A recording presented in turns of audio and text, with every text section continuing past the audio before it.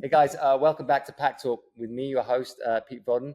Today I am here at Pharos Athletic Club in Echo Park, our baby, our first ever gym. We've been here since 2017. We started this project in 2016. We opened it in 2017, and first gym we ever opened. And I'm here today with Amanda Perri. Hi. Amanda is a fantastic coach that we have here. You guys know that when we opened Pharos, we've always had this concept of multiplicity. So we never believed in one thing. We believed in a broad spectrum of fitness. And we kind of have this thing of mechanics, strength, and conditioning. And on the mechanical wing of things is kind of like yoga, Pilates, stretch, mobility, all that good stuff. And Amanda is kind of an expert in that field, as well as Pilates and so forth. So we're going to talk a little bit about that today. But firstly, I wanted to start by kind of like introducing you to the members. I know you've been here a long time already, and most of them know you and have fallen in love with you. But it would be good to reach out to those people that maybe don't know you so well and just talk a little bit about you, how you got here, what your background is, and how you kind of found Pharos eventually. Oh, hi. So like fitness-wise, my background, I started weight training in 2010. Get a little bit closer. And it was when I was living in Arizona. I grew up dancing and acting and all of that. So, in Arizona? No, in Chicago. Okay. And then moved to Arizona in 2010. Made friends with a sweet little mom and pop gym. I was terrified to go, but I ended up, kind of just facing my fears. Yeah. I was working with a trainer, fell in love, and then ended up moving to LA 4 years later and stopped weight training. I couldn't find a gym out here that I felt comfortable in. It was, it's LA. So totally. It was very like pretty. And I felt like I didn't fit the mold of what LA gyms needed. It was a thing in my head. So I found yoga. So that's been about a little over a decade. And yoga within like asana, breathwork, meditation, it kind of became my baby and my outlet for physical movement, as well as like the internal stilling and internal movement. And I started teaching. I fell in love, did so many trainings in LA, Barcelona. I was in Colombia. I kind of traveled with my teacher. I found him and then stuck with that and learned a lot, which was great. And then in 2022, COVID happened. So my resources became really like my personal practice at home and running outside when I could. Felt like I wasn't getting that communal stimulation that I wanted. And also it's just nice being in a group setting and practicing with people. Then I got into a really bad car accident in 2022. I was hit by a drunk driver, left broken wrist, ankle, and hand, had to learn how to basically walk and navigate life again. And then when I was able to come back to LA, I needed to join something. And I knew yoga was still going to be a part of my practice and my life, but I just needed that strength aspect. And that's when I found y'all.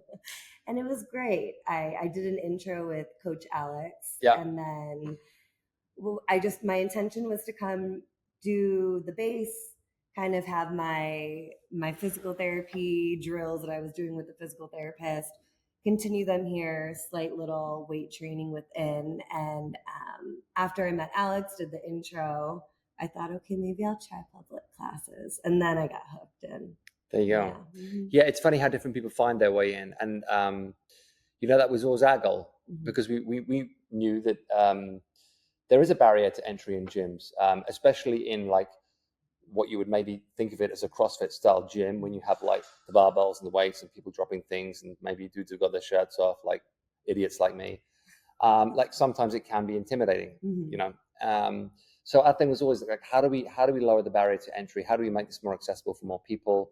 How do we get someone who's always been into yoga to want to do strength training in a space like this? So I'm happy that happened for you, and I know that it's happened for a lot of people that way. And it's always rewarding to hear that story and to hear other stories, because that was our goal from the beginning. Like part of the reason why it's like light and bright and not like, some gyms are kind of oppressive and dark and like moody and so forth, which, can look cool, but at the same time can be a little bit more intimidating and a bit dark and, dingy and make you think, oh, not for me, but you know. For sure. It was also like, I think I was very attracted to how engaged everyone was in the public classes. Yeah. And perfect strangers being like, yeah, you're crushing it. And I'm like, who are these people? And are they just like being nice and feel like, you know, I felt like the weakest link coming in. And it was just coming from a place of like genuine care of seeing other people succeed. Totally. And to me, that's like, I think that's the secret. That's the gift, right? Yeah. That's why we put so much value on the group experience. And, you know, you guys know we offer a lot of different things down now. We do have the open gym, and I think, you know, that's been phenomenal for us. And I think it's a fantastic addition to the club. And there are times when we all do open gym and all love open gym, but nothing beats the class experience. Nothing beats the power of the group dynamic, because it really can, you know, elevate your experience, and, you know, everyone picks each other up. What is the saying? A rising tide carries all ships, or whatever it is. Yeah. But yeah, it really does make a difference. It gives everybody that extra bit of performance, makes everybody try a little bit harder, and again, makes it feel like a fun social thing. Yeah. As opposed to something you have to do that feels kind of like lonely and kind of like this kind of like personal, kind of like intense, heavy thing. It's like, it's light and it's fun and it's energetic, and it's, you know, it really is I've been touched many times, and that sounds kind of like hippie-ish for me to say, but I really have been touched many times by, you know, the spirit of people, the energy of people. I see what they're getting out of it. I know I get a lot out of it. And, you know, whether it's a high five or whether it's a fuck yeah or whatever it is, you really feel that, and it really does give you something. You do. And it's like, so my teacher's teacher, he would always say, if you want to be really strong, put your mat next to the strongest person in class. If you want to look into like, get that flexibility, practice next to the person that's most flexible. And that's something that I also carried with me within weight training was, okay, I'm going to like shack up next to somebody that's like deadlifting 400 pounds. And even if I'm only getting 95 off the ground, there's still that element of like that adrenaline and that endurance and that like, ooh, I can do that one day. And you know, you become who you hang around. That's one of the biggest things I've ever learned, is you do become who you hang around. So if you hang around good, charitable people who are literally want to help you, then you in turn want to help other people. And then it just spreads like that. Like goodwill is infectious. Just like, you know, unfortunately bad will can be infectious, and you know, toxic people can be infectious. But, you know, I think that kind of, you know, it is charity. It is pure. Like you get nothing out of it apart from the thrill of helping someone and someone watching you and you watching someone, and that transaction is special, and it's genuine. You know, it's you're like you're saying, you're visually seeing someone do something, you're learning from them, you're maybe asking them for advice, and they'll willingly give it because they want to help and you want to help others, and that just kind of spreads through the community. And that's why I think gyms like that are special. Gyms like this are special. And it's not just us, obviously. There's a ton of gyms like us that are kind of community-based and do rely heavily on the community to kind of like, again, rise each other up. But it's a special thing. And unless you've experienced it, it's hard to explain and hard to understand. And it feels like, oh, yeah, whatever. But it really is a true thing. Yeah. And I've seen it so many times. Oh yeah, I've had a lot of friends that are like, "Oh, it's too intimidating." I'm like, "Look, it's at least I was intimidated." And then I'm like, it's actually like, it's fun. I enjoy it. It was for like that first year of getting back into my body. I look forward to coming here every day. And I always wanted to be like a cute gym girly, but I was a yoga girl. I wanted to go and spend hours at a studio, but it was exciting to come and throw a ball around, or, you know, learn new things with the barbell. So how did you start to integrate strength with yoga? Like, what was your balance there? Yeah. So after the car collision, I knew that I needed to learn different ways to move. And it was a good thing because I felt like I was kind of stuck in the yogic aspect. And I don't mean that in a bad way. It's literally like my heart, and it brings me back to who I am. But it was a curiosity of, okay, I'm working with injuries now. I want to learn how to do something that I'm not used to doing. And also I'm aging, so I need to tend to my body in a different way. And yoga can still do all of that. But it was once I kind of got my hands and my feet dirty, I realized how much they complemented each other. Exactly. Yeah. And it was like a different beast was formed in the sweetest of ways, because I could still have a kick-ass 60-minute class here, but then I can go do my asana afterwards, or I can do it before, or, meditation and breath work. You can do that whenever, and you should do it whenever. But I just realized that it was really complementary to weight training. Yeah, and this is what we've talked about this a lot, on the podcast, and being dogmatic about things doesn't help you. Like there are so many people that like to put themselves in a camp, like I'm a yogi, or I'm a CrossFitter, or this is what I do. It's like, stop, just stop. Like there's benefits to all these different things. And you will really benefit from taking a little bit from here, taking a little bit from there, putting together and kind of building your fitness platform, not around dogma, but from learning from here, learning from there, learning from all everywhere, and like putting it together. Because, that's what I found. And honestly, that's why we built facilities like this. That's why we love this hybrid experience, because we believe in strength training. We believe in building lean muscle tissue, because we believe that in the aging process, building lean muscle tissue becomes really important. Metabolically, but also the simple thing of like stops you from falling over, and if you do fall over, you can get back up again, and just basic shit like that. And then obviously the mobility comes into it. That's also super important. So then comes the yoga, and then of course we're all anxious in this crazy world of ours, so the breath work comes in, and all these different things can help us. And I think sometimes we get pulled into these like tribal communities that just want you to do like, this is the way, this is the thing, and we just need to break out of that and be like, this is great, but so's this, and so's that, and so's this, and all these things come in, and suddenly it's like you have this broad, open fitness spectrum that gives you so many different multi benefits from all these different angles, and it all contributes to a much better life. Yeah, it does. And I think also for me, I can't speak for anybody else, but for myself, I got so drawn into the yoga aspect. It's like, this is and it happens all the time. And the funny thing is, my teacher would always say, if you want a six-pack, Amanda, go to the gym, lift weights. Right.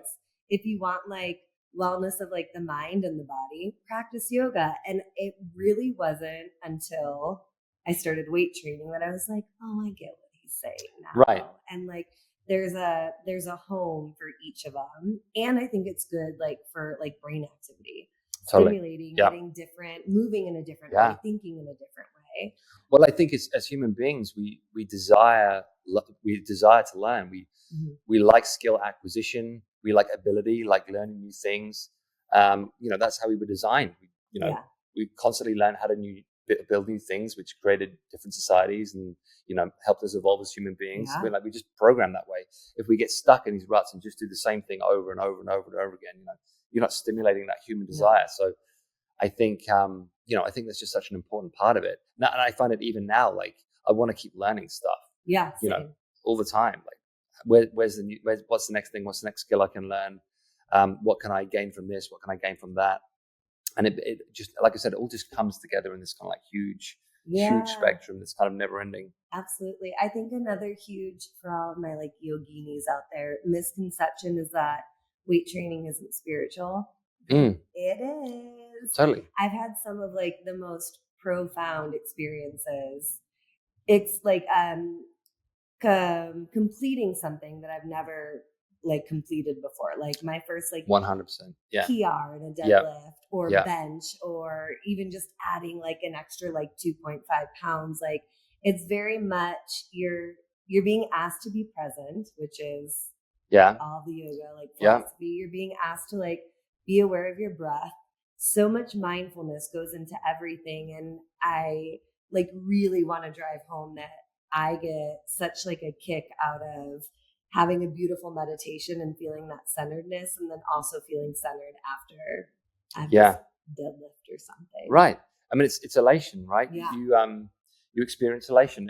I mean, you've seen it. You can go to YouTube and see 100 million videos of people like performing a lift and then breaking down in tears, or performing a muscle up and breaking down in tears. Yeah. That's spiritual. It's like you worked on something for a long time. You finally achieved it. You had a breakthrough. And you suddenly had this overwhelming sensation of like, I'm capable. I can do this. I can do things. Like, it's very powerful. It's very powerful. It's special. It's not just like their ego's good, and I'll save that for a different day. But I think that weight training is more than this like egoic kind of shell that people put trainers or practitioners in. And honestly, I cannot imagine my life without it. Like Emylee said, if I don't train for a couple of days, I'm bad. Like I'm in a bad place. Like I need that kind of release, and what it gives me, again, spiritually. It gives me something physically, obviously, but you know, the release it gives me, and the focus it gives me, the sense of you know, the brain activity, the alertness, the cognitive awakening that I get from it is very powerful. But again, so is the yoga stuff. So when I do the repair stuff with Emylee, it, like, you know, it taps into a different part of me that I need to tap into more. And I know I do, because I'm very alpha and I'm very like fucking go all the time. And I need to pull back and I need to do more and more of that stuff, because again, after I do that, it's a different feeling. It's also the same feeling I get when I do like, if I go for like a long run, which is also very therapeutic for me. Yeah. In a kind of cathartic way, spiritual way. It's not, yes, it has physical benefits, of course, but the main reason I'll go for a long run is kind of this like sensation and the feeling I get afterwards. Yeah. I mean, it's a runner's high, obviously, but it's the same kind of like thing. And I remember when I used to, did you ever do the hot yoga stuff? Yeah. Yeah. I used to go to the Moto down the road. This is pre-pandemic. We had that dual membership thing. And, you know, I used to get a really good sensation after that. It was a good release, because again, it was something that I was uncomfortable and unfamiliar, and kind of an arena that I'm not comfortable with at all. And I was terrible at it, obviously, but you're great because you were breathing. I was breathing. It was like, I was like, you know, again, I was in positions that I'm not usually in. I was getting mobility gains that I don't normally get. You know, the heat helped. Yeah. It also helped with my sleep, because I was doing it like at the end of the day. So I'd go and do hot yoga and then go to bed. This is before I had kids as well. So it was a different time in my life. But hot yoga, go to bed, sleep great. Like, there's something like really, I think, poetic about breathing in a room with a group of strangers. And I know, like, with COVID and all the sicknesses going around, it's like, but it is, because it's like you're using your body, you're using this vessel, you're connecting to your breath, you're moving, whether it's like a struggle or not. Like, that's the whole point of yoga. It's a practice. Right. And it's like staying tuned to your tool, which is your breath, that's assisting with the body. Have you done any, this is kind of gone off on a tangent, but have you ever done any kind of drug that's helped with your kind of breath work and spirituality in that sense? I have. Yeah. I've sat with a lot of plant medicine, ayahuasca, yahe, peyote. Oh, you've done all those? Oh, wow. Also, irape, which is tobacco that gets blown up your nose. Oh. When I was... It's a hallucinogen, or? The tobacco isn't. Ayahuasca, yahe, and peyote can be a little bit of a hallucinogenic. And I've sat with mushrooms too. I'm a plant medicine girly. It's truly saved my life. Yeah, I've heard that so many times. Yeah. I always come back to it. I'm really grateful that I've sat with some amazing elders in Colombia and in Costa Rica. My teacher has worked closely with the Kogi tribe, and that was kind of like a massive trajectory of helping manage my anxiety. And that's where a lot of the breath work comes in, because you're experiencing all of this wild like sensations on top of like purging, and you really have to be able to do your best to stay calm. So it's like coming back to your breath, or like some folks use mantras. I use that as well, but it's like the breath work that has tried true and true has been like my number one to like keep me centered and like grounded in my body. I mean, people talk about like breakthroughs with that kind of stuff. Do you feel like you had like a breakthrough? Like I was a pretty girl. I grew up in the south side of Chicago. And I had gotten to a point in my late 20s where I just felt like I was going through a lot, horrible breakups, moving and stuff like that. And I was leaning more and more towards substances. And I had substance abuse in like my family and all of that. So I grew up around it.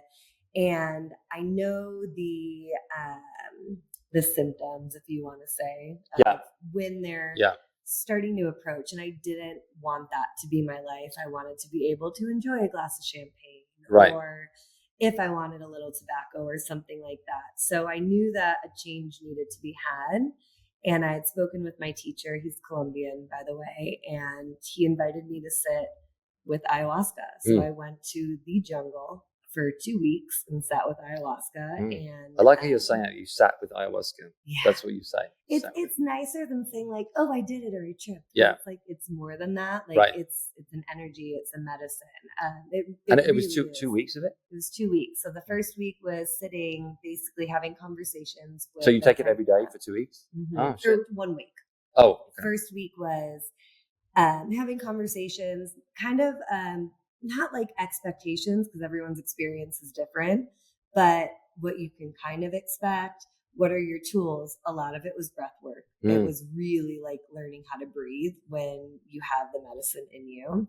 And then the second week, it was 2 back-to-back days of ceremonies. Then we had a day of rest, and then followed by 3 more back-to-back days. And then you had a closing, just kind of being with everyone. And we had a lot of one-on-one time with the Taita that would walk us through what we were experiencing, what we were feeling. It was really beautiful, but that started me wanting to experience living a sober, curious lifestyle. Yeah. And for 3 years, didn't touch anything outside of caffeine. Right. And now including alcohol. You didn't have any alcohol. And I've come back to a place of where it's measured. Having that balance. And it was really wonderful. But that was a whole new wave of what I can do for my physical and mental health too. That's great. I've heard that story so many times. I think it's helped a lot of people, a lot of vets it's helped. Yeah. A lot of people with substance abuse. And a lot of people with extreme anxiety. Yeah. Just pulled them out of it. Yeah. Oh yeah. And it's you're being asked to sit with your shit. And a lot of people don't want to do that. You want to face your demons. Yeah. Yeah. You're on something or you're not. And it was those ceremonies really helped me navigate my day to day. Right. With whatever old traumas or triggers were coming up, and really allowing myself to use the tools that I have of yoga, Pilates, weight training. Yeah. What can I pull from? What do I need today? I feel like I need to do something because I'm a huge control freak. Yeah. I've never done anything like that. And the hardest thing for me with yoga and breath work is getting myself comfortable in that space, because it's completely opposite to everything else that I do. Yeah. So it is challenging for me to, in the same way that it was maybe challenging for you in the beginning to get into strength training. I can go to repair and yoga and stuff, and there's a certain point where if there's chanting or anything like that, I'll get uncomfortable. I'm just I feel uncomfortable in that space. Yeah. So I feel like something like that might actually help me tap into something else, because we all get we get controlling with ourselves and what we feel comfortable with and who we think we are, kind of thing. So I sometimes think I'd like to do something like that. Just go away for a while and just do, something. Anyway, maybe I will at some point. I work with a company. There you go. Okay, all right. So come on down. I have to go south of the border though, right? Yeah. Yeah. Which is crazy. Which is crazy in this day and age that has to happen. It's ridiculous. Yeah. A couple of the churches that I work with, they do come to the States, but I think there's something really special about being on that indigenous land. Going on a journey. Yeah. For sure. Sitting and it's a lot, but it's a beautiful experience. Maybe we'll do a Pharos excursion. Hey. Who wants to come with me, guys? Come with me. So, sorry, that was a huge tangent, but I just feel like it's an important part of it, because I know there's a lot of people who have questions about it or have had friends who've done it, and maybe it's been something that's benefited them. They're curious. Yeah. So, I think another thing. I think it just fits together, with the whole thing. It does.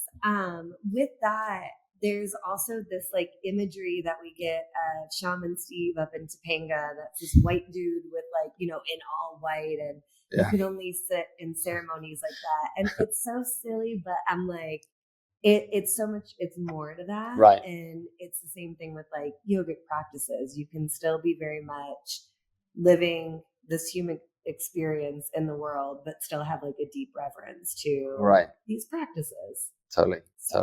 So right now we're doing this 21-day challenge. After the fires, we were scheduled to do the Limitless Challenge, and we basically decided it's the wrong time to do the Limitless Challenge. People don't want to think about body fat percentages right now. what we need to focus on is like being okay and just getting everybody back to just feeling okay.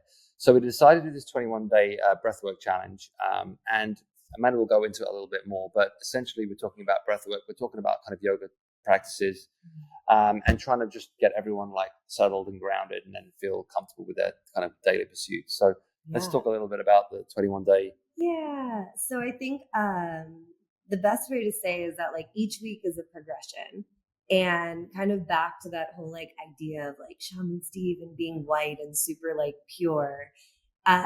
These practices should be digestible and anyone can do them. Like it's breathing. So that's why we kept that to basically anywhere from like a 3 to a 5 minute video, and slowly working your way up to like, I have no idea what this is, I've never experienced it before, to then maybe flirting with the idea of doing a little bit more advanced breath work or meditation. I think the most we sat is maybe 3 minutes without me talking. And that's how you start. You build small, and then eventually those 3 minutes become 5, and then 5 can be 7 can be 15, and then maybe one day you're just meditating for an hour. Is the breath work separate from the yoga? Is it two separate things? You do them at separate times, or is it together? It's together. Okay. So when I say yoga asana means like the physical postures. So when you're in a yoga class in like the West, you're using your body and your breath. And then there is that practice of pranayama, which we did take some of the Sanskrit terms out again for someone that's like, I don't know what this is, to make it a little bit more accessible. Yeah. For idiots still like honoring, the roots of these practices. I'm classically trained, to where you are sitting and just like intentionally focusing on your breath. So we have like box breath, alternate nostril breathing, which is like a beautiful practice to help calm the body, and you're literally cleansing the right and left channel of the body. Breath of fire, which is like a favorite one, which is more energizing. I think that this is a really beautiful practice to do if you're like having those mornings where you're struggling and you're like, I don't want to lift, I don't want to do anything, to take 2 minutes and like real quickly kind of breathe, pound it out, and you're giving your organs a nice little massage. So there are 2 different categories essentially within it, but you can do it together, and you can also sit and mindfully breathe. I love that. Yeah. It's free for everyone. It's the first thing. Like, you don't have to be a member of the gym to do this. It's completely free. And how do people access it? There's a link on our website, I believe. Link on the website, yeah. So if you're interested in doing this 21-day challenge, guys, breathwork, yoga, you can go to the website, click on the link, and it's all free. It'll send you a bunch of YouTube videos that we've pre-recorded for you guys, and you can just follow it along. And like I said, it's a progression. You don't start with the hard stuff. You start with the easy stuff and kind of work your way into it, and you progress over the 21 days. You can start it at any point. Right? Yeah, any point. There's no set date to start. It's just 21 days from whenever you start, take you through it. So it's awesome. Yeah. You're awesome. You're awesome. And I'm glad to be here. Yeah, I'm glad you're here. Like I said, the mechanic side of things, and Emylee started the mechanic side of things. Without her, it wouldn't exist, because I'm a complete meathead and don't know anything about that stuff. And actually, we first met because I knew I sucked at that stuff. I was like, I need someone to help me with this stuff. So she had a company at the time called Mobility Gains, and I needed, I was doing some fitness videos, and I needed basically mobility for meatheads. So I had this whole thing, mobility for meatheads, and that was going to be my original company back in the day. And Emylee was helping me do that. And then that eventually turned into Pharos, because it was like, there's the meatheads, they need more mobility, but the mobility people need more lifting. Like, all these people need all these to come together and combine our, a beautiful little melting pot. Exactly. That was one thing I think also that I was so drawn to about Pharos was the plethora of offerings. It was like Pilates, yoga, HIIT, boxing. Like, it was just, it really kind of blew my mind. Yeah, because I grew up, traditionally I grew up bodybuilding, and then I was boxing for 15 years, and then I was doing lots of CrossFit, and but still doing the bodybuilding stuff. So my whole life had always been in that hybrid kind of world, and I'd always run, stuff like that. And then Emylee brought in a whole new side of it that I knew was such a huge part of the fitness experience, and I knew I needed more of it in my life. So that just added a whole new kind of wing to it. And then Jeff, who was our original business partner, he was a great CrossFitter, great conditioning guy. So, you know, like I said, it really was a melting pot of us three. And then that became a melting pot of everybody.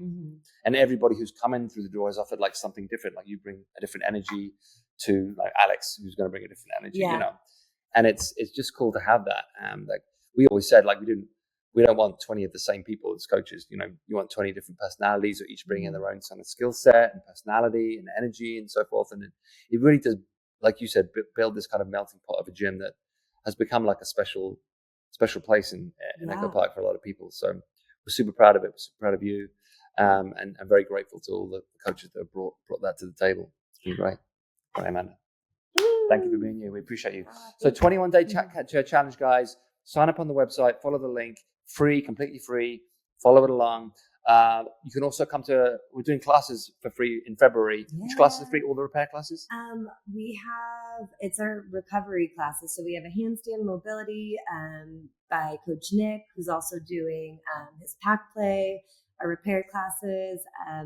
I'm teaching a yang yin, which is a half and half. So it's like a half active flow. And then the other half is more passive, the hard stuff. No one wants to sit on their bum and pigeon for 2 to 5 minutes. And then also a yin class. And then Coach Sabrina is coaching a flow. So we have a lot. I think we have a class every day. And that's all through February, all completely free. Yep. Yeah. And again, this is just like a post-fight offering just to like try and, you know, give people whatever they need to get through it and to get back on their feet and just find their way back in the gym and to find their way back to a good sense of grounded self. So come in, check it out. We'd love to have you. And obviously, that's in Echo Park. We obviously have our Redondo location, our Idlewild location, and our Palm Springs location. So come check those out. They're all awesome. And check us out on @Pharos Athletic Club on Instagram. We're putting all the details in there as well. So yeah, we'll hopefully see you guys soon. Thank you, Amanda. You're the best. See you guys soon. Take care. Bye.